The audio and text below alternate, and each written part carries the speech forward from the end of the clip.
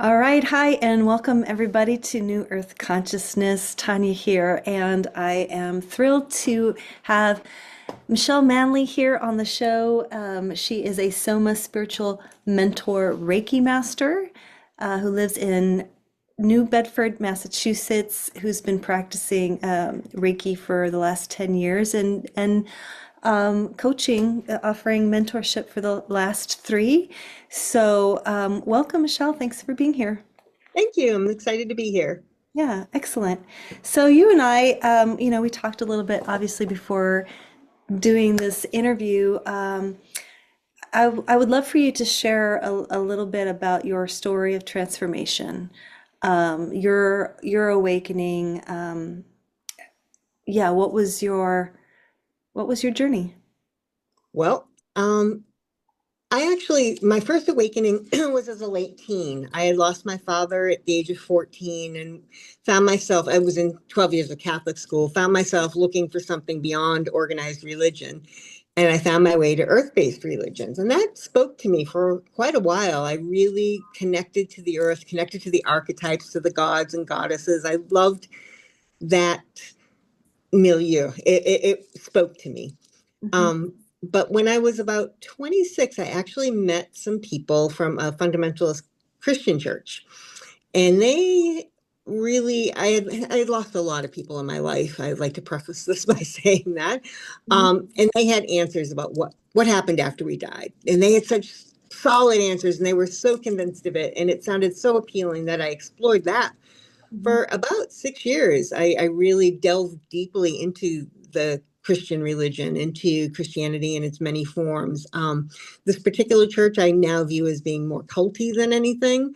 But I liked going back to the source materials and really learning for myself what it meant. It obviously, after 6 years, was quite convinced this was not the path for me. So I left that church.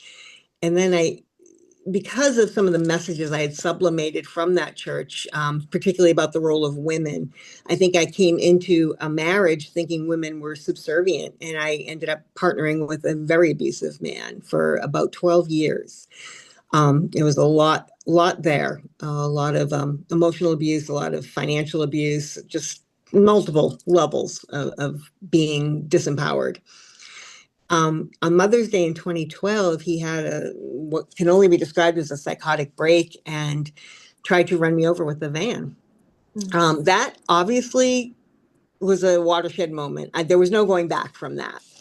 And as I was kind of picking up the pieces of my life and realizing how disempowered I had really become from who I once was, I remembered back to those early days and of young adulthood and how much the earth-based religions had spoken to me.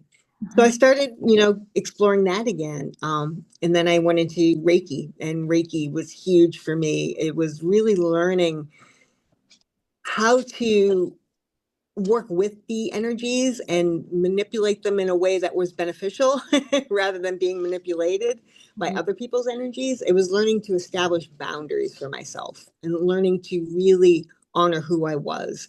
And it was a slow process. There was a lot of things along the way that I point to that, I learned a lot of somatic embodiment work, which has been profoundly helpful. A lot of Taoism and Buddhism, I pulled from a lot of different paths to really kind of cobble together the spiritual journey that spoke to me the best. And I like to say there was probably a reawakening. It wasn't a one and done. It's been up leveling many parts of the journey. Like I'll reach a point and I'm like, oh, I've got this sort of figured out, and then things will be thrown at me. I'm like, oh, we're growing again, and it's been a lot of that. Mhm. But I would say the bulk of it was definitely after my marriage imploded. Yeah, yeah. Yeah, and you and I, we both talked a little bit about, being in a cult-like situation. I had a similar experience as a young adult. For me, it was a yoga ashram, and I was in it for a couple years. And yeah, there's something about when when your self-esteem and your your self-confidence is at such a low level. There's something that is very attractive about belonging to something that's like automatically, oh yeah, automatically you're in the fold. Automatically, you belong. My family was, dysfunctional and all of the things, and as a young adult, the world was quite overwhelming for me. I'm curious, like, what was it that initially drew you, and like, what made you realize, at what point did you realize, like, oh, wait a minute, this is actually not healthy? There were points all along the way that I realized it. I think what drew me in, a lot of it was the community. And interestingly enough, there are a core group of people that I met in those days and I'm still friends with. We've all since left the church, but there really was some good-hearted people there Mhm. that were trying to live a life that they felt was spiritually pure. And that really appealed to me. Like I really felt that they were doing their best and really trying to live differently. And so that was appealing. The definitely the if you live this way, this is the result was super appealing. I had lost so many people. I just wanted to know what happened after we died. And I just wanted to be reunited with those people or know that there was a promise of that. Mhm. I think those were probably the two main cores. But the whole time I was there, I was told how rebellious I was and how how I wouldn't comply because I always questioned it. I always, there was definitely a lot of othering of LGBTQI people, which was a problem for me. I was not behind that. That was always an issue. There were, I was always then more politically liberal. So I was always at odds with people.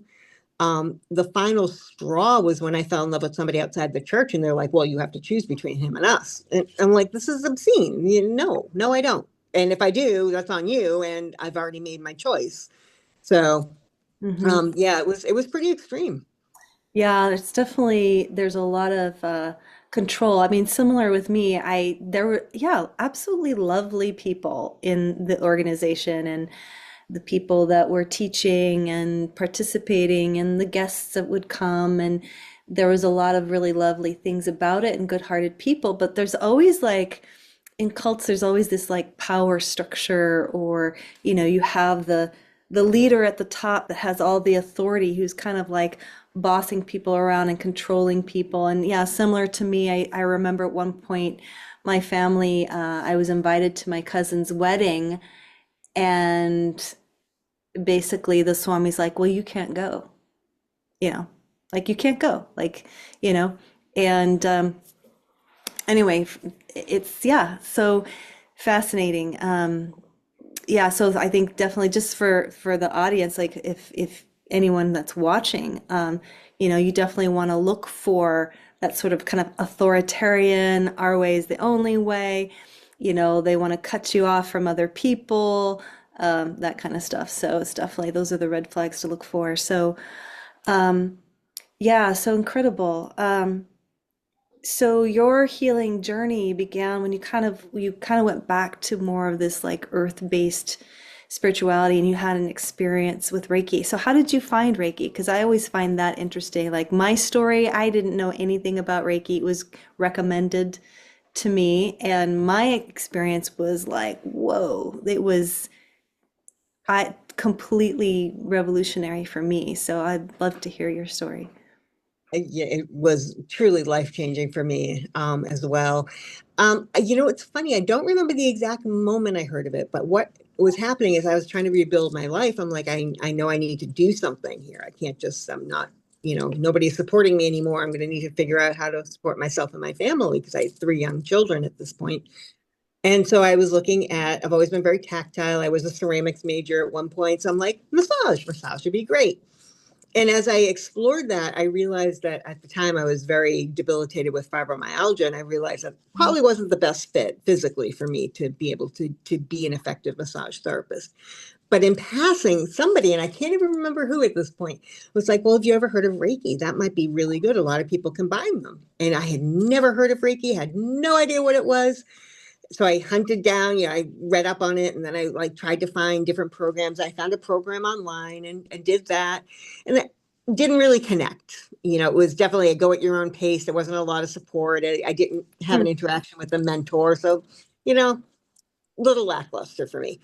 Then I found a woman locally that was doing a year-long apprenticeship. And that to me really appealed. And that was the big point. She was so dramatic in helping me because she really taught me to walk the walk, to live the precepts as best I can, to, how to run sessions, how to hold space, how to channel the energy. And she took it so slowly over time that it was almost subtle at points. Like, I want to learn more, I want to learn quicker, but it was so deeply woven into who I was by the virtue of the time she took, that it really rewired everything for me. And after that year-long apprenticeship, I was a different person, 100%.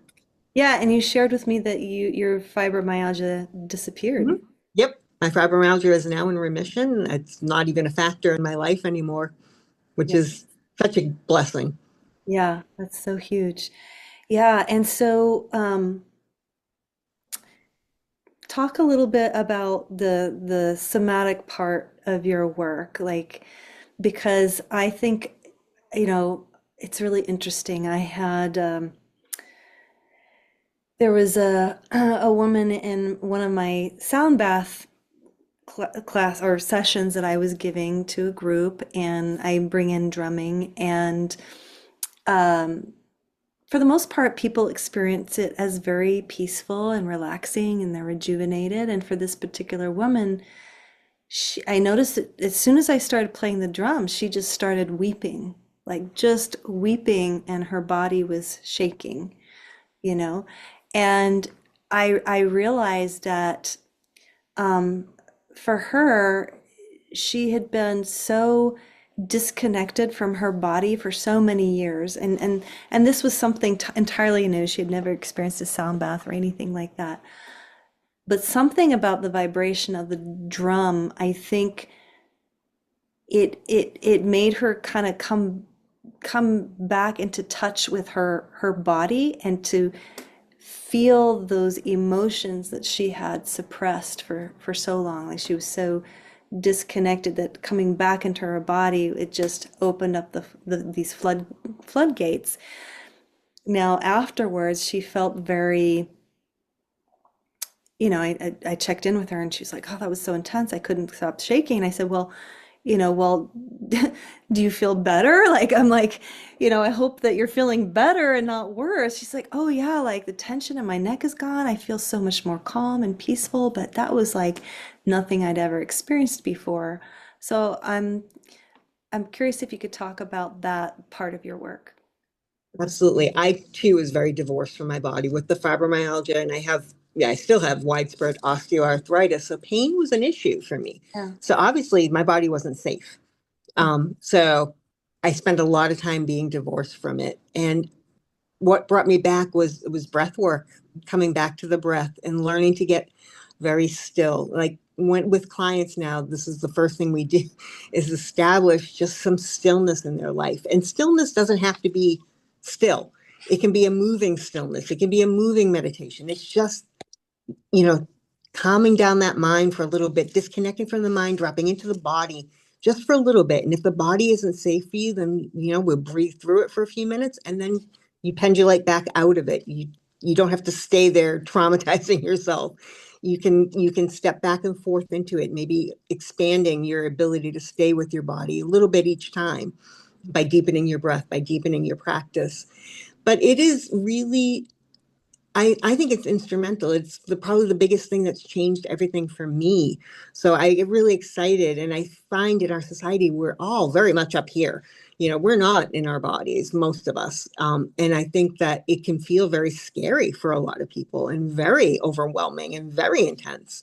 And having somebody there that can hold the mirror up for you, like you're safe, it's okay, you can breathe, and then giving you the space to, step back when you need to, is so essential. And I think that's where my role comes in. Yeah, I would agree. I think that at least in the West, we've definitely created a culture where the body is just not important. That's why I see so many women that uh, have come onto this channel that had a career in corporate. making great money, and then they're just like, screw this, like I cannot take the stress anymore, I'm miserable, so I do unfortunately think it's part of the culture for us to ignore the body and just get the job done, whatever. Make the sale, make the money, go, go, go all the time. Because you have to, you're right.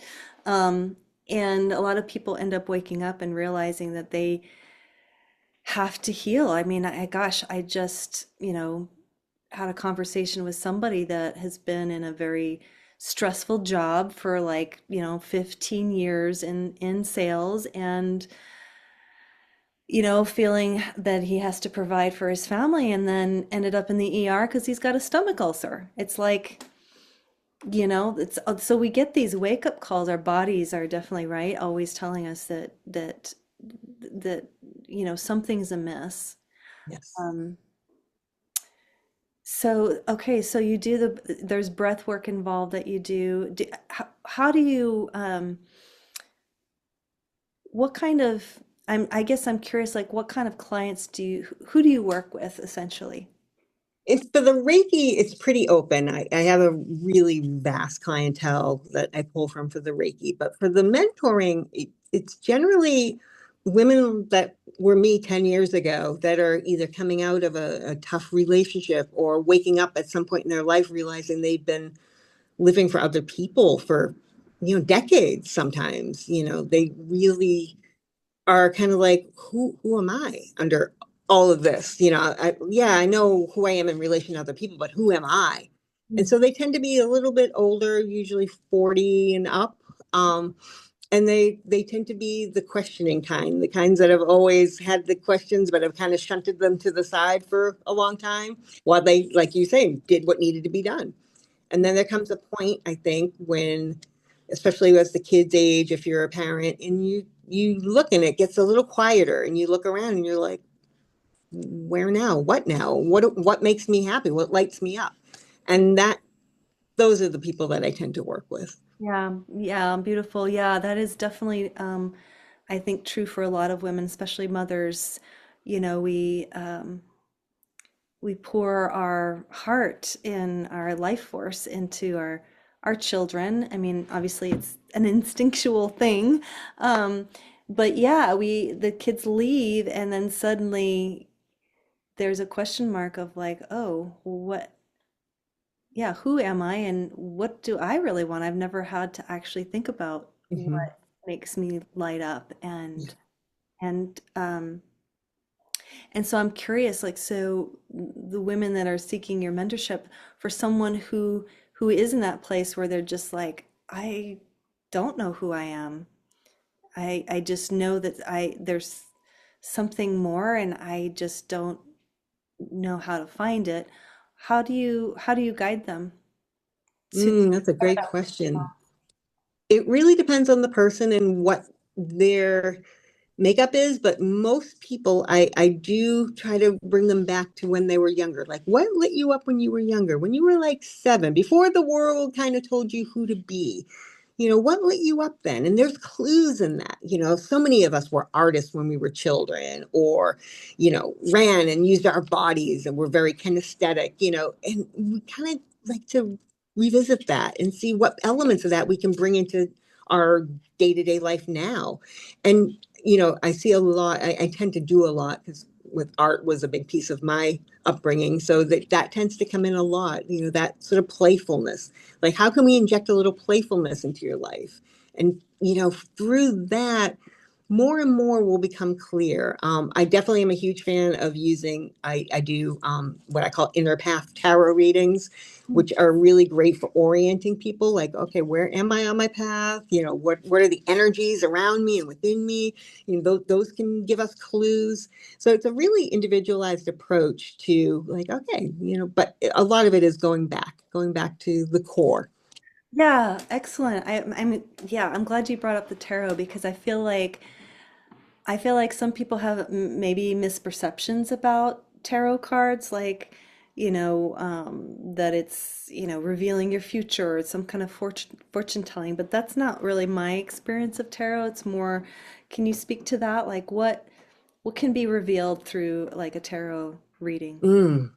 For me, with my tarot readings, I find that I call them a snapshot, an energetic snapshot of a moment in time. It's like a way to pause things and just look at the energies. Mhm. Because to me, tarot is all about the energy around the questions. It isn't about divination, although certainly it can tell you what energies are brewing around you, which can be helpful, but it's not going to tell you that, this is going to happen and then this is going to happen and this is going to happen. It's more a way to look at your subconscious and how you're interacting with things. And for me, when I do a reading with somebody, like I'll give them my interpretation of the card, but then we talk about their interpretation.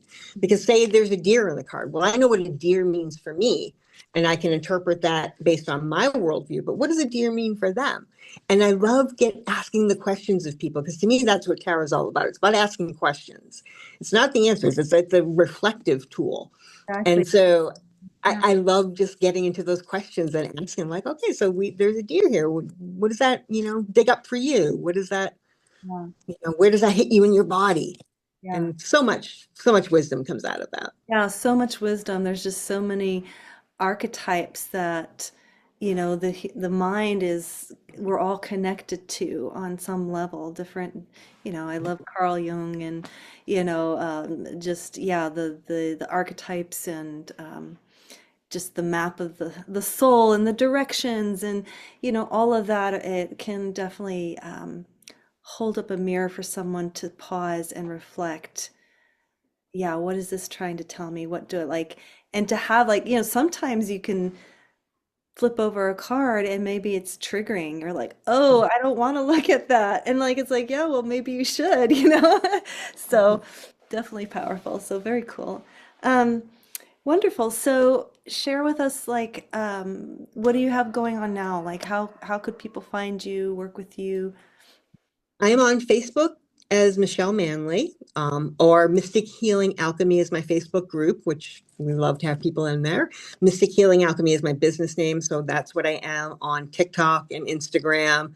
Um, LinkedIn, I'm Michelle Manley. So it gets a little confusing, but there I am. I also have a webpage, which has been acting a little weird lately. But right now, I'm actually starting a Reiki 2 cohort this weekend, which I'm really excited about. Teaching Reiki is one of my great passions, so I'm really excited about that. And then in the fall, we'll be doing Reiki 3, and then I'll start again on a Reiki 1 class. I have a working on a group coaching program that I'm hoping to unveil by the fall. That's my goal. Got a few technical things I need to put into place, but that is my goal: is to really have a nice, solid container and a membership by the end of the year, so that people can kind of dip their toe in and see what I'm about. Yeah, awesome. Yeah, I appreciate just you so much and sharing your story because I think that the fact that you've been able to get out of the abusive relationship and really heal just so many levels of yourself. I mean, the physical, the mental, the spiritual, reconnecting to who you truly are and having the courage to break out of. I think that there's just so many women out there that are trapped in unhealthy relationships and just are for whatever reason are too afraid to step away, get out of it, free themselves from it. And so you're definitely like a beacon for those who, you know, if she can do it, then that must mean I can do it too, right? Like, yeah, so Yeah. um, such, That's why I heal out loud. I really try to show other people. I mean, I spent 6 years in the cult and 12 years in an abusive marriage. That's almost 2 decades disempowered. yeah, So, I always try to tell clients, like, don't commit to a mistake just because you spent a lot of time doing it. You can change. It's okay. So you spent 15 years in an abusive marriage. You have 15 more ahead of you. Maybe you've got 5 more ahead of you, but it can all be different. It can yeah, be so different. be radically different, definitely. And healing can happen quite quickly. I mean, Reiki is powerful. I mean, there's just what I love about it is that in a way you are kind of opening up to the, I want to say the unknown is the only word I can think of, but it's like the results can be truly miraculous. I mean, I've seen people, come in with body pain all over and then get a Reiki session and the next day it's all completely gone. So yeah, I just love it so much. It's a tool I still use even though, it's been around for a long time. Been around for a long time. So um anything else you want to share before we close? Just that, the healing journey, to be patient with yourself. I think that was one of the things that it was hardest for me.